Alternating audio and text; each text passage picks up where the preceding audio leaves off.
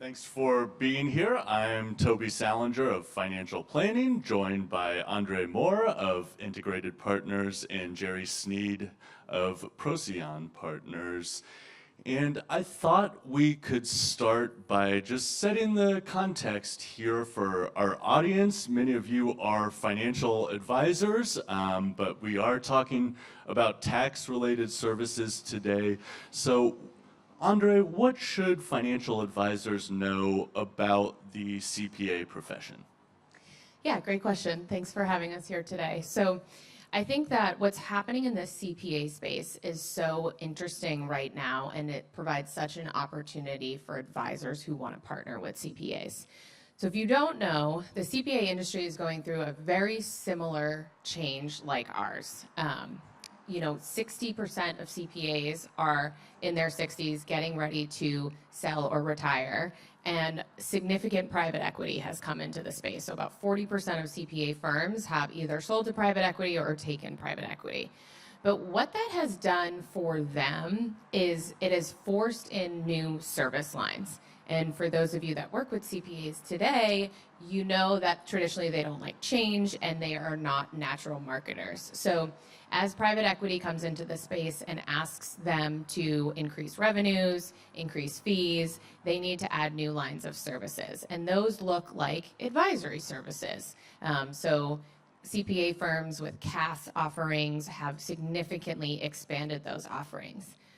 But as private equity is pushing them to grow their businesses, there is also a talent shortage in the industry. So because it is so hard to become a CPA, there is not as many young talent getting into the profession. And so therefore, they are looking for ways to grow their businesses without having to hire new talent or overwork their already overworked employees. So by partnering with CPAs right now, you're actually providing a solution to two of their biggest problems that the industry is facing. The push to private equity is also starting a resurgence to independence. And this is a new thing that we are starting to see in this space. But as larger firms are coming in and making these CPAs more corporate, CPAs who valued that independence and their one-on-one relationships they were building with their clients are starting to break away. So you're seeing regionalized breakaways, but again, they need support. And wealth management is one of the best ways to support the CPAs as they go through that shift and evolution. Excellent. Jerry, can you weigh in on that? Yeah, it was a very thorough response, so good job. Just for everybody in the crowd knows, the way that the titles go in a CPA firm is there's partner, there's senior manager, senior associate, and then there's admin. And so basically the time frame to go from an associate to partner is like 12 to 14 years. So that's why a lot of people don't want to go on that long journey just to try and get to partner and basically be overworked for 12 to 14 years just to be able to make partner. So there's some opportunity there for wealth management firms. Jerry, we'll start with you this time. How is your firm tapping into this opportunity, and how can the advisors out there tap into this opportunity? So the key to working well with CPA firms is to create a process in which you become one of those people in the hierarchy. So become a senior manager, become a manager to the extent that you do the admin work and deliver it to the partner. So my goal whenever I work with a CPA partner is I want to free them up, do the admin work, or have my client associate do the admin work, and so that they can actually use their brains and give like good tax advice. Because they're so overworked right now that they can barely get the work done by the deadlines, let alone think about their client and think about a way to add, some sort of extra tax advice, outside the norm of just, filing the returns. And Andre, how about at your firm? Yeah, so Jerry said something super important there, which is the word advice. So as CPAs become busier, their clients want them to provide proactive advice and planning, but they do not have the capacity to do so. And that is where you can all come in and deliver massive value to CPAs right now. So if you think about a business owner and what's going on with the estate tax sunset right now. CPAs should be talking to their clients about that, but they do not have the capacity to do so. So if you have a CPA in your network, you want to be able to give them proactive topics to talk to their clients about. So reach out to them, give them 1 to 2 questions to ask their clients that will open up that planning conversation. Because to Jerry's point, they don't have the time to think about those things. So if you are giving them the opportunity to have proactive conversations with their clients, and then you guys are ultimately the implementation arm of those conversations, that's a great place for advisors to be right now. Yeah, and if you don't mind, if we could just delve a little bit more into it at Integrated Partners. I know you've had that CPA Partners program, I believe it's called, for quite some time. Can you explain kind of how that works? Yeah, so we have been partnering with CPAs for 25 years now. And our whole methodology is that when you look at ultra high net worth clients and business owners, their financial lives are a mess because they lack coordination. And if any of you have walked into a client meeting recently with a business owner or high net worth client and walked out without having something to do, I would be shocked, because over the past 25 years, we have not seen a change in that. And so because our program allows our advisors and CPAs to work together to bring coordination and collaboration to those relationships, we see significant growth. It is a win-win-win for client, CPA, and advisor, because we are arming our CPA partners with the word tracks and the stories to have impactful conversations. And then think about your clients or even yourself. If your CPA asks you to do something or introduces you to somebody, that person has to really screw up for you not to take their advice. So from the perspective of growing an advisor's practice in the right way, a CPA, in my personal opinion, is the best way to do that. We help our advisors double their businesses without doubling the number of clients that they have because of our CPA partnerships. You can honestly add 7 to 10 clients from a CPA firm and double your business, double your revenues, because you are helping them focus on the right types of clients. The other thing that happens to CPAs is their highest revenue generating clients are business owners. When those business owners go to sell, they become their lowest revenue generating clients because they're now just the traditional 1040s. So you're also helping them smooth out their cash flow and impacting their long-term business plans, because you're saying, I can help you retain this client, and also then you can manage the assets on the other side, allowing recurring revenue and for the CPAs to continue to retain that client. So very exciting. Jerry, why don't we talk more about the competitive dynamics from a financial planning perspective? How are tax-related services a competitive differentiator? Yeah, so I came from the wirehouse side of the business, and so the biggest differentiator I can speak to is the wirehouses can't do this. Like, the consult your tax advisor, line that they make you email every time you get an email from a CPA. That's your competitive advantage. Being independent, your ability to integrate into a CPA firm, and it could just be one CPA. It doesn't mean you're integrating into the entire firm. You just have a good relationship with one partner at one firm. The ability to do that, and on the flip side of it, the wirehouses can't do that. It makes you and that CPA the two trusted advisors to that client, and it really solidifies the relationship long term. Andre, can you weigh in on that? yeah, I think the other thing is, if you think about the value that a CPA brings to your business. So there's so much tax planning that needs to be integrated into financial planning. And to Jerry's point, that's a huge differentiator for you from wirehouse advisors. And so they can give you ideas that you can bring to your clients. So it's that win-win relationship where you both are sharing stories and ideas that add significant value to your businesses.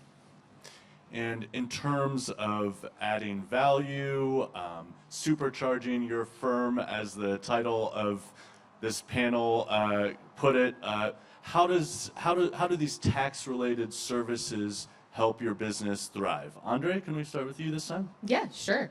So It allows for, like I said, proactive conversations with your clients. I think that people are looking for, and I'm sure you are all seeing this with your high net worth and business owner clients, they want a one-stop shop solution. And they are looking for advisors to become expert coordinators of experts. And so by integrating tax planning into your business, not only are you strengthening the relationship that you have with your clients, but you're offering an extremely valuable service to your clients that's extremely easy for them. And so by therefore, you're also, if you have a CPA partner, you're passing CPA business back to that partner, which drives value to their business, which makes them supercharges their business, supercharges your business because they are excited about the stories that you both are telling. If you're able to say to one of your business owner clients, hey, through our partnership with our CPA, we were able to save you $500,000 a year in income tax planning because we implemented a highly effective defined benefit plan. I mean, that's pretty exciting for people, but you need the resources and the support that CPAs can provide from a tax planning perspective to do that. But the supercharge comes in the power of stories. Stories is what gets people to take action. So by having the partnerships where you can tell these stories will help you to implement these things. Yeah, I just want to make it clear that you can start very, very basic. Just doing the good service that the CPA can't do, keeping them organized, keeping K-1s organized or 1099s, and just delivering that all to the CPA in a time-efficient manner. That's what it takes to start. You don't have to come up with some crazy tax, strategy or, different ideas. You can literally just be the associate or senior associate to that CPA, and they're going to value that relationship because it makes their lives so much more efficient. It makes you like an extension of that CPA's team, and to me, that's been invaluable for us. I mean, Jerry's right. That is the basis of the relationship, even being able to provide statements for your clients to your CPA partner. You guys know how hard it is to get the information you need from your client. So the fact that you guys can, sign a form and share information is hugely valuable. So that's a good point, Jerry. Yeah. Now, I'm just a journalist, but I've been told by many financial advisors that compliance is a frequent area of concern around this topic of tax-related services. Jerry, can I ask you, what are some of the main compliance challenges and solutions when it comes to being able to add these types of services to an advisory firm? Yeah, the compliance challenges is what makes the wirehouses so nervous around operating kind of in this space, which again is a competitive advantage to us as independents. So when I think about you're going to learn enough to be dangerous, right? As you get to talk to the CPAs and understand what they do and how they think, you're definitely going to learn enough to be dangerous, but you are not giving tax advice. You are giving really, really good service and then learning enough to be dangerous so you can have a couple good ideas. Anybody in the audience that's a really detailed financial planner, like Roth conversions are a good one that we model out in eMoney. And we show that to the client and say, this is something we can do. Or, hey, moving to Florida saves you this much, money in taxes over this this time frame. Let's talk to the tax guy. So we're like kind of teeing it up as like softball pitches, but at the end of the day, you're going to the CPA to kind of make that final decision with you and with the client and then help you implement it. So you're not taking any of that risk on your side of the table. Andre? Yeah, I mean, Jerry's right. You've got to know your lane. And so you've got to work with your compliance team to understand what is the best process and approach to deliver this value to your client. But once you understand the rules and you document properly and you make sure you have the forms in place that are required to share this information, it becomes easy because it becomes second nature to you. So you got to take the time to understand the rules and regulations of our industry, but also the CPA's industry, right? They have independence rules that are important to them. And so by learning and understanding both sides and how you can put those pieces together, you're able to build a process that is highly scalable, implementable, and allows you to do what you need to do. Well, so that answers that concern, but it is still just a question that I generally have for the industry. I think a lot of normal retail clients probably have it too, where they say, well, you're a financial person, I come to you for investment help, so why can't you just do my taxes as well? Andre, what are some of the other reasons that more financial advisors are not doing tax-related services? Well, the tax world is complex. And I think that a lot of times our advisors will even say the amount of change that is going on from a state level, the amount of change that's happening with the IRS, and then it is not necessarily black and white. So there are loopholes and things that you can, levers you can pull that if it's not something you do on a day-to-day basis, then you don't understand all of the complexities. I mean, Jerry talked about Roth conversions. That's a great opportunity with clients and a great way to magnify the value of your partnership with a CPA. But there are still significant things that need to be reviewed and implemented to make sure that is appropriate for the client. So we do always lean back on that expert coordinator of experts topic because you can't be all things to all people. And so by being able to say to your client, hey, I can get you here, but I have an expert who can take you where you need to go and ensure that it is appropriate and created just for you, is great. And I think it removes the concern of like, why do I have to talk to somebody else? Jerry? I was just going to bring up one other thing we forgot to mention is when you think about approaching this subject with CPAs, and I recommend reaching out to your clients, asking who their CPA is, and then establishing that connection if you don't already know, but learn the schedule that they have every year. So like right now they have the deadline, Monday was the last deadline, they have one coming up in October. Like reaching out this week is probably okay, reach out next week is probably not because they're crushed going in October, but knowing that at the end of October you can reach out and have a real conversation of, hey, how can I better help you next time? How can I help, take some of the workload off you? Is there what was the biggest challenges of this last tax season? That's also a good time, after April's deadline, to take them out for golf and hit them in more relaxed environments because, again, they're so busy that it's really, really a challenge. So when you're thinking about doing this, learn the timeline, and then that's also how you're going to structure being that extra admin is that you have to get them these documents by a certain time of year to make it most efficient for them. Great, really good insights. Why don't we get even more substantive, if that's possible? We're already talking about the intersection of wealth and taxes, but next year is going to be a very important year. There's a big deadline at the end of 2025 with the expiration of many parts of the Tax Cuts and Jobs Act. There are a lot of moving parts there. There's a lot of uncertainty. There'll be some degree of answers after the upcoming election, but Andre, can I just ask you, what do you think are some of the most impactful potentially expiring provisions at the end of next year, and how can advisors kind of guide clients through all the questions with so many unknowable answers that we won't get until probably late in December 2025? I mean, I think that people want to know that you're thinking about them. And so by being able to reach out to your clients now and saying, hey, this could potentially impact you, and here are a few ways that it might impact you.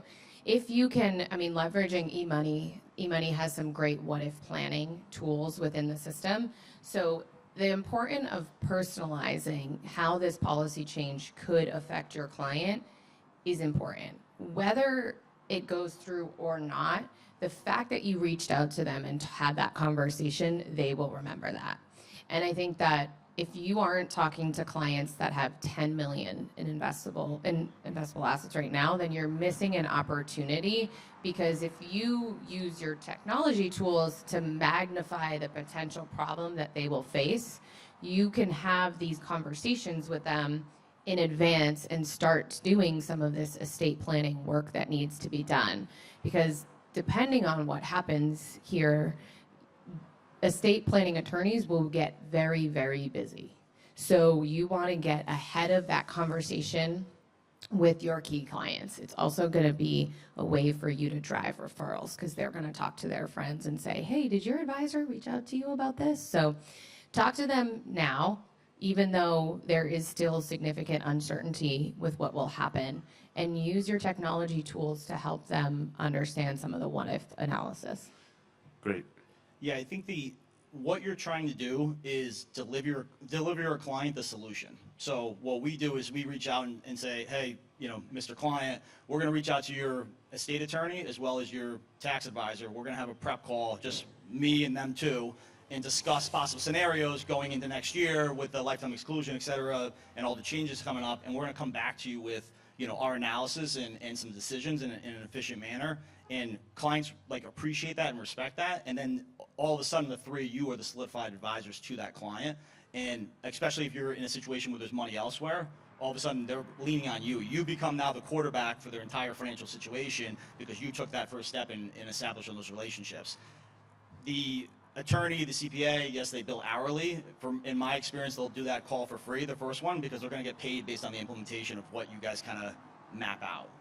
So I think that's really important of getting in front of it.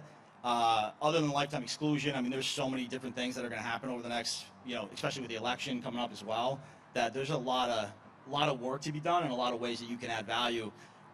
Another kind of way to approach this and deliver a little bit more information to your clients is look for white papers published by different CPA firms that give your clients insight that are unbiased to you. So it's a way to stay away from the regulatory issues you would have and just say, hey, I just saw this at E&Y, I just saw this somewhere else. And you're going to give them insights and they're going to appreciate it. Look for a lot of shorter, kind of bullet point type items because clients won't read the long ones. But I think that's been really helpful for us in solidifying ourselves as the quarterback. Great. Something to look forward to, certainly. And in this conversation, we keep talking about tax planning services, tax-related services. I think for the layperson, when they think of taxes, they think about their annual filings with the IRS. You brought up the extended deadline that happened to coincide with the start of this conference. But what are some of the other services that fall under this umbrella of tax-related services that go beyond the preparation of returns? Jerry, can you help provide some insight there? Yeah, I'd say the other kind of big push we've been seeing a lot of is bill pay for clients. So we use Bill.com, set up a bunch of our clients, and we actually pay a lot of their bills that way and keep them organized.